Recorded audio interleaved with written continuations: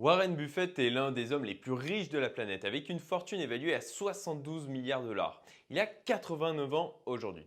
Si vous pouviez échanger votre place avec lui, en ayant sa fortune et aussi son âge, qu'est-ce que vous feriez? Répondez-moi en commentaire, je suis curieux d'avoir vos réponses. Néanmoins, je pense que la grande majorité des personnes à qui on poserait la question répondraient non. Et vous savez pourquoi? Parce qu'au fond de nous, on sait que ce que l'on a de plus précieux, c'est notre temps. Et c'est vraiment quelque chose que l'on oublie si facilement, surtout à une époque où l'une des industries les plus importantes dans le monde, c'est celle de l'attention. Et oui, on se dispute votre temps, votre attention. On vous pousse en fait à être hyper connecté, toujours occupé, toujours en train de regarder quelque chose, toujours en train d'écouter quelque chose, toujours en train de prendre de l'information qui vous est souvent en fin de compte inutile, indigeste et même parfois néfaste. Faites très attention à toutes ces sirènes qui vous entraînent en fin de compte progressivement vers votre mort. Et oui, je parle bien de votre mort parce qu'à chaque fois que vous consommez du temps, vous vous rapprochez de la fin. C'est inéluctable. Pour ma part, je me rappelle la première fois que ça m'a frappé. J'avais alors 15 ans et je m'étais dit, j'ai déjà 15 ans. Dans 3 ans seulement, je suis majeur. C'est déjà passé à une vitesse folle, comme ça. C'est à ce moment-là que l'idée de l'importance du temps a commencé à germer dans mon esprit, à vraiment devenir ancrée. Et c'est une idée qui a évolué avec le temps. Elle s'est transformée, parfois elle a même été malade, elle s'est mise à guérir. Et aujourd'hui, elle est plus présente que jamais dans ma vie, même si elle continue à se ramifier, à se transformer, à évoluer en fait. C'est pour ça en fait que j'ai créé ma première entreprise quand j'avais 23 ans parce que au bout de quelques mois de salariat, 3 mois à peu près, je me suis dit je ne peux pas continuer comme ça. Il fallait que ça change le plus vite possible parce que j'avais déjà de manière plus ou moins consciente, je savais à quel point mon temps était important. Bon, revenons à notre industrie de l'attention. Tout à l'heure, je parlais de on vous prend de l'attention. Alors de qui je parle quand je dis on? Quand je dis on vous prend de l'attention. Alors est-ce qu'il y a un complot mondial avec des sociétés secrètes qui tirent les ficelles dans l'ombre pour pouvoir vous prendre votre attention?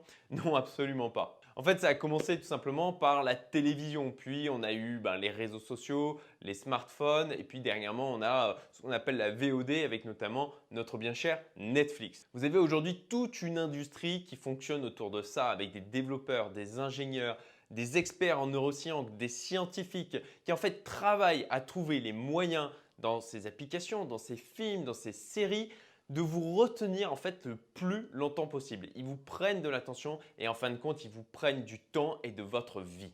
Et je vous dis qu'ils prennent de votre temps, mais en fait c'est faux, c'est vous qui leur donnez bien volontiers. Et c'est ça toute la puissance en fait des choses qu'ils vont mettre en place dans les applications mobiles, dans les jeux vidéo, à la télévision, dans ces séries, c'est qu'ils ont des moyens en fait de vous en faire redemander encore plus. Et je suis bien placé en fait pour le savoir parce que c'est des stratagèmes que j'utilise moi-même dans les applications que l'on peut produire, notamment sur Medurance avec un objectif qui est quand même, je pense, beaucoup plus louable puisque c'est d'amener les gens à se motiver à faire du sport et à rester en bonne santé. Et oui, comme toujours, il ne faut pas diaboliser les outils. Vous pouvez utiliser un défibrillateur pour sauver une vie ou aussi pour torturer quelqu'un.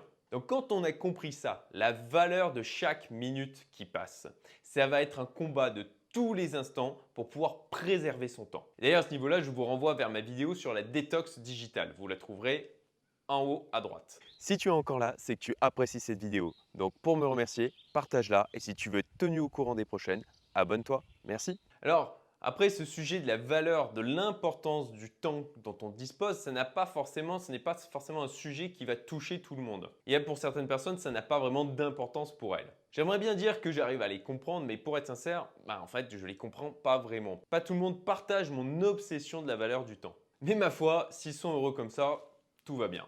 Moi, par contre, ça me rend vraiment malheureux quand je sais que j'ai gâché mon temps. Donc moi, là, je parle à ceux qui ont envie de donner un sens profond à leur vie ou qui ont inconsciemment comme ça l'intuition de l'importance de la valeur du temps. Moi, en fait, je m'adresse aux gens qui se posent les questions du regard qu'ils vont avoir sur leur vie quand ils seront vieux, du bilan qu'ils vont pouvoir en faire et vont se demander s'il y a des choses qu'ils vont regretter ou pas. Alors bon, je vous dis quand vous serez vieux, mais comme on en parlera à la fin de la vidéo, c'est peut-être pas forcément le cas.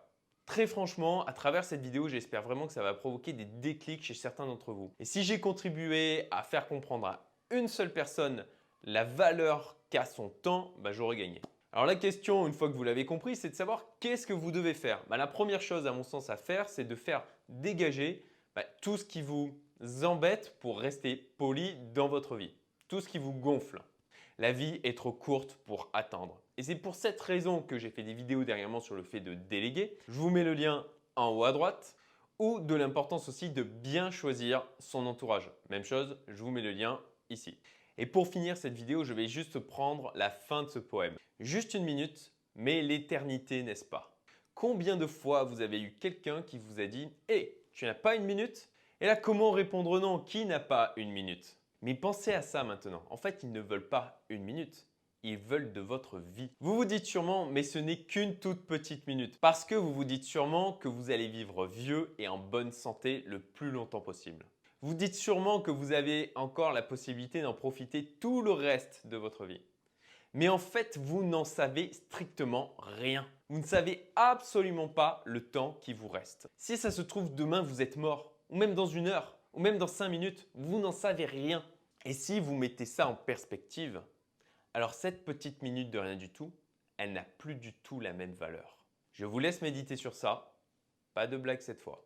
Si tu as aimé cette vidéo, tu aimeras aussi les emails privés que j'envoie toutes les semaines, avec notamment des extraits du contenu exclusif provenant de la communauté Youmento. Le lien est en description, abonne-toi, à très vite.